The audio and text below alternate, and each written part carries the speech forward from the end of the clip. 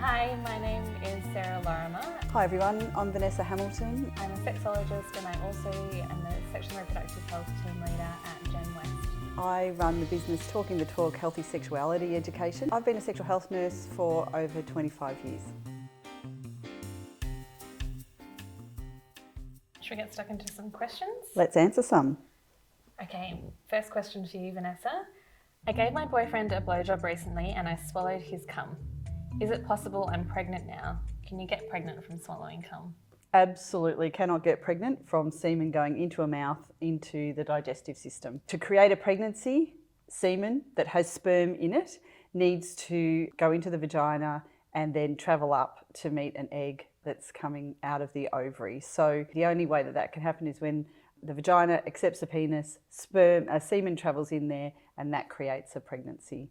So ways to prevent that happening is putting a condom onto the penis or using contraception that works in a variety of ways, stopping the egg coming out, changing the mucus in the cervix so sperm can't travel up. There's a few different ways that contraception works.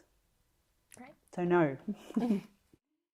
So Sarah, one of my inner labia is bigger than the other and it's a different colour too. Is this normal? I know that we can often think that our bodies should all look the same or look a certain way.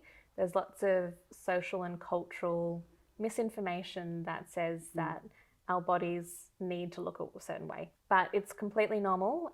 Labia minora, majora, our vulvas come in all different shapes, sizes, colours. They're all unique, just like all of our faces are unique. When I get my period, I bleed through 4 or 5 pads a day. People say period pain is normal, but I feel really sick and can't get out of bed. I usually miss school for a day or two and I don't know why I'm the only one. It's usual to have a bit of discomfort with periods, that's quite typical, but to have consistent pain that impacts on everyday life, that wouldn't be normal. And it's not okay for people to have to put up with that amount of pain. People should go and see their GP as a starting point. And the other place to go to is perhaps women's clinics, women's health clinics. But most importantly, make sure you see a health provider who really takes your symptoms seriously. Some people think that just a bit of pain is normal, but really you need to make sure that they listen to you and that they can give you some strategies and treatments for managing that. Is discharge the same as female cum? Discharge and cum are two different things. Discharge is that sort of clear white fluid that you might find in your undies. You might notice that there's more of it through different phases of the menstrual cycle. That fluid is really just a normal, healthy part of your vagina, keeping lubricated, keeping clean. If you notice though that there's a different smell or a different colour to that discharge, then definitely go and get that checked out because it might be an infection. But otherwise, that's a normal, healthy part of your body. Then female cum, on the other hand, when you're feeling wet or you're getting wet, that's usually like a thinner, clear fluid that comes from your cervix when someone's physically aroused or when they're feeling turned on. I'm 15 and don't feel like a girl or a boy. I know about trans stuff from online, but no one at my school talks about it. I think I'm not binary, but how do I know? And how do I talk to people about it? It's a big question, and I wish we had more time to talk to people about this, but understanding yourself and navigating things like gender identity can be really complex for anyone. And I think a really key thing is having a good, trusted support network around you to process thoughts, to seek information, to ask questions, and to just know that there's people around you that recognise that exploring your gender is a really important aspect of your life. Just because your school doesn't talk about it doesn't mean that you're the only one at your school. I promise you, you're not the only person whose gender doesn't feel male or female or doesn't align with their sex that was assigned at birth. Kids Helpline has fantastic information about gender diversity. That's a good place to start. Minors 18 is another good resource. Finding that trusted person that you can have a conversation with. Is there an adult in your life? Or hopefully, ideally, you could chat to your parents or carers as well about how you're feeling.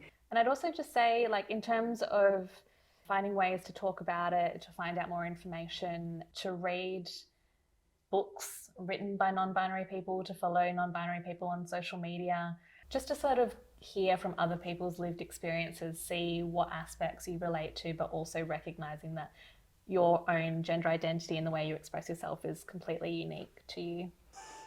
Okay, Sarah, so I saw on TikTok, that very accurate source of information, that a dentist can tell if you've given head. Is this true? Okay, I love TikTok. I spend a lot of time on TikTok and I've seen these videos, but I'm going to say it's not true. Like, we get marks at the back of our throat from so many different things. Maybe it's from giving head, but it could be from eating food. It could be because we have a sore throat. There's so many different reasons, and our dentist is not going to know which of those it is. Our dentist is also not going to care, and they're definitely not going to say anything to you. So I would say ignore those videos on TikTok because it really doesn't matter. But with that, just to remind people that some sexually transmitted infections show up as sores or marks on the back of the throat. So if it's persistent or continues to be there or is unusual, people should see a doctor about that.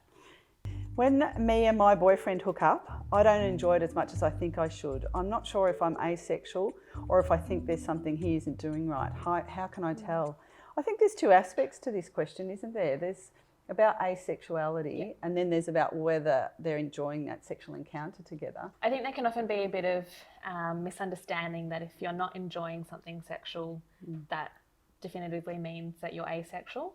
But I would define asexuality as not being physically sexually attracted to someone.